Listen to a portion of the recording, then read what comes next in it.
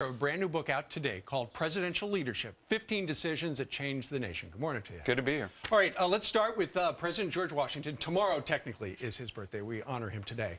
Tell me about George Washington and the Whiskey Rebellion. Well, the Whiskey Rebellion, he felt, put the country at risk. And so he went and he got on his old uniform, he got on the horse, and he put it down himself. And it was an important lesson for the country. He thought it was too important to delegate, and so he put down the rebellion. And in his mind, he saved the Constitution.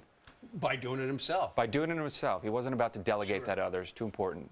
There's an interesting one that a lot of people remember, and we've got a soundbite from 1983. Here's Ronald Reagan referring to the Soviet Union as the evil empire.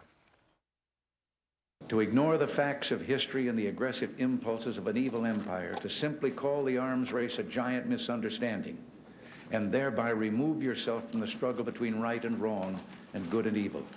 Okay, so the interesting backstory of that is? Well, the people around him didn't necessarily want him to use that phrase. And a couple times previous in 1982, he wanted to say it, and they sort of scrubbed it out of the speech. And finally, in the spring of '83, the nuclear freeze movement was gaining momentum. He said, heck, I'm going to say it. And he did. And in a way, it changed the trajectory of the Cold War. It was kind of the beginning of the end for the Soviets. He finally branded them evil, and that was the end of it. Right. Let's go back to Harry Truman. Back in 1951, at the height of the Korean conflict, he fired General MacArthur. Remember this? General MacArthur is one of our greatest military commanders.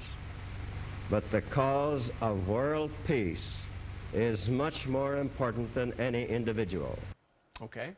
That was a tough decision because he knew it was the height of Korean conflict. MacArthur was very popular here, and Truman knew if he did this, it probably would mean the end of his presidency. In fact, he didn't run in the New Hampshire primary, and it was over. But history has proven him right. That was the right decision. Right.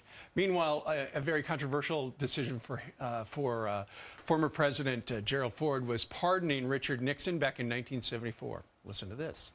I feel that Richard Nixon and his loved ones have suffered enough and will continue to suffer no matter what I do.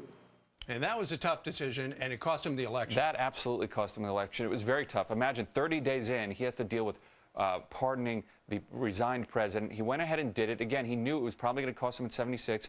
But in 2001, Teddy Kennedy gave him the Profiles in Courage Award, and he said, Mr. President, you were right, we were wrong. So history has shown him, like Truman, to be right in that decision. And one of the things Ford was worried about was the decision would, take up so much of the nation's psyche, we wouldn't get out of the economic malaise. Yeah, the first press conference he had, all the questions were about Nixon and what are you going to do? And he couldn't get the country back moving and the economy moving again, so he did that. All right, and we're talking about it years later. Talking about years later. Nick's brand new book, Presidential Leadership, 15 Decisions That Changed the Nation, is out today. You can get it at Amazon and every place else. All right, Thanks, very nice. Steve. Thanks for joining us on this President's Day.